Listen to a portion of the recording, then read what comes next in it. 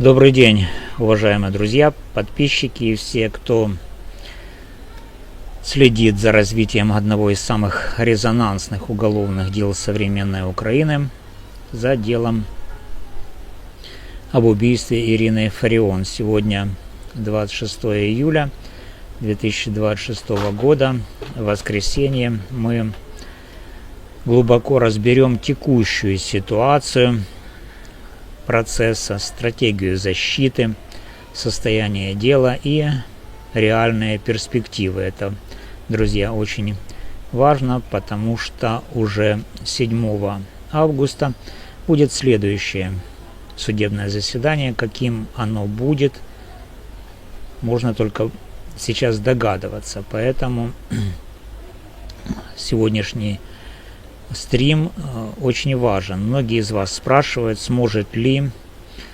адвокат Лариса Криворучко, адвокат Вячеслава Зинченко добиться возвращения дела на ранние стадии. Насколько серьезны людей интересуют заявленные ею процессуальные нарушения и достаточно ли этих нарушений для того, чтобы вернуть дело в первой инстанции назад. Есть ли шансы на успех уже в первой инстанции? Давайте разбираться во всем подробно и по порядку. Кто не подписан на канал, подписывайтесь, ставьте лайк, делитесь, комментируйте. Итак, вперед. Лариса Криворучко активно акцентирует внимание на процессуальных нарушениях процесса. Дело об убийстве Фарион. В частности, речь идет о возможном вмешательстве, например, в систему автоматического распределения дела между судьями. Также она говорит о допуске к участию в процессе адвокатов, которые на определенный момент не имели действующей лицензии на осуществление адвокатской деятельности. Эти моменты действительно важны и могут иметь серьезные правовые последствия. Однако, друзья, на сегодняшний день мы, и я как юрист, не наблюдаю достаточно глубокой и качественной мотивации со стороны Криворучко этих нарушений в таком виде, чтобы этого было достаточно для того, чтобы суд принял решение о возврате дела на ранние стадии, на исследование доказательств, например, на допрос свидетелей и так далее. Дело сейчас находится на стадии судебных дебатов. Это одна из заключительных стадий судебного рассмотрения. На этой стадии суду недостаточно просто услышать общие фразы о нарушениях, о процессуальных недочетах. Защита должна четко и убедительно показать, что именно в деле было нарушено не просто в процессуальном аспекте, а в материальном смысле. То есть, как эти процессуальные нарушения повлияли на права обвиняемого Вячеслава Зинченко, на возможность полноценно реализовать право на защиту, на объективность и беспристрастность судебного разбирательства, а также на представленные доказательства, на их допустимость, на их достаточность, и так далее.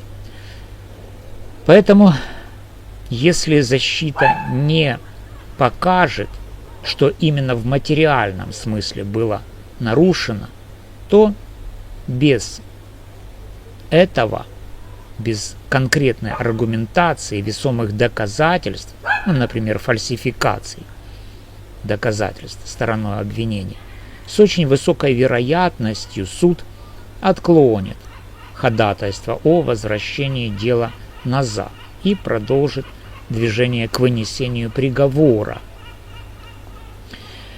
Ну а теперь о реалиях.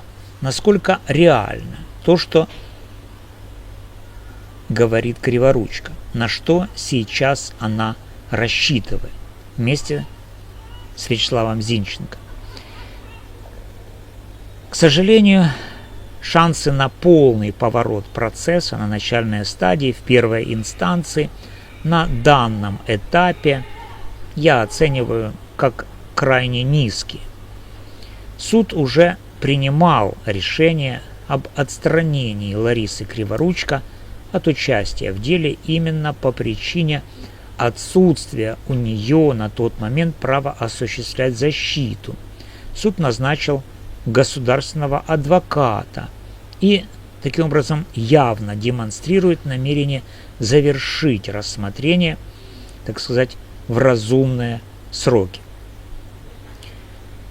В такой непростой ситуации единственным, реальным и перспективным вариантом для защиты на текущей стадии остается заявление об отводе всего состава суда по основанию предвзятости.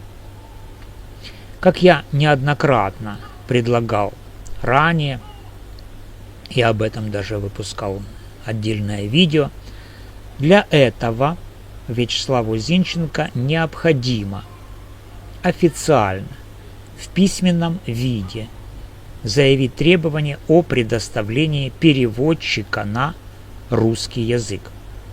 При этом важно четко указать, что из-за недостаточного владения украинским языком он не полностью понимал суть происходящего в процессе, не мог в полной мере воспринимать все нюансы показаний свидетелей, выступлений прокуроров, вопросов суда и позиции сторон. Это напрямую затрагивает фундаментальное конституционное право на справедливый суд и эффективную правовую помощь. Особую остроту и силу этому аргументу языковому придает тот факт, что судья Невой в заседании 1 мая 2026 года публично назвал русский язык языком оккупанта. Такое высказывание со стороны председательствующего судьи может быть расценено как яркое проявление личной предвзятости, создание атмосферы давления и нарушение принципа беспристрастности судебного разбирательства. А теперь, друзья, я отвечу на один из самых важных вопросов, который мне часто задают зрители. Являются ли эти нарушения основанием для отмены обвинительного приговора в апелляционной инстанции? Ответ – да. При правильном подходе являются.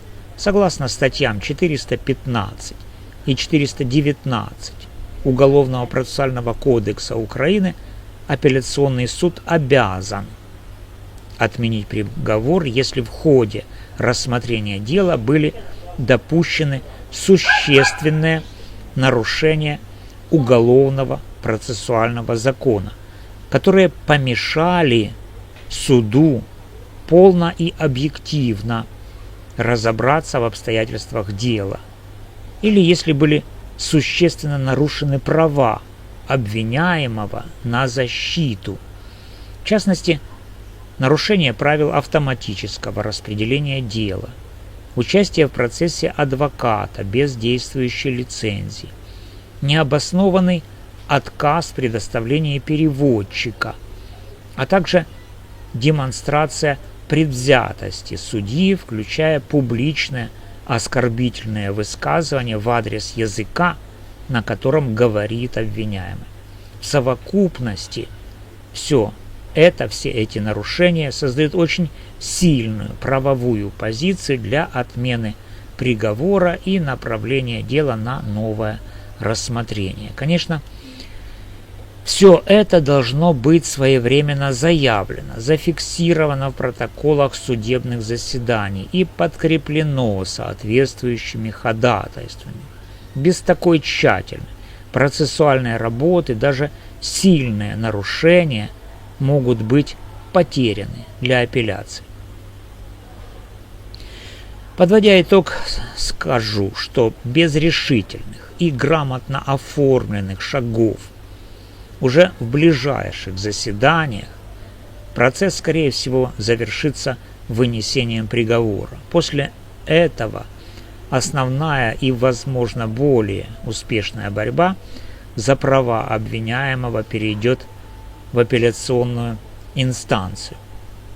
Конечно, проиграть первую инстанцию – это достаточно тяжело. Неизвестно, друзья, что будет завтра. Будет ли в состоянии Криворучко защищать Зинченко? Что будет с Зинченко? Будет ли он в состоянии участвовать в процессе? Друзья, это дело имеет огромное значение не только для участников процесса, но и для всего украинского правосудия в целом. Я продолжу внимательно следить за ним, анализировать ключевые моменты и давать профессиональные комментарии. Если у вас остались вопросы по стратегии защиты, по языковому аспекту, по основаниям для отвода суда или по перспективам апелляции, обязательно пишите их в комментариях. Я постараюсь ответить максимально подробно в следующих выпусках. Ставьте лайк, если считаете важным соблюдение принципов справедливого суда и права на защиту. Подписывайтесь на канал, включайте уведомления, делитесь этим видео с теми, кому может быть интересна эта тема. Благодарю вас за внимание. С вами был юрист Валерий Табаков. До новых встреч.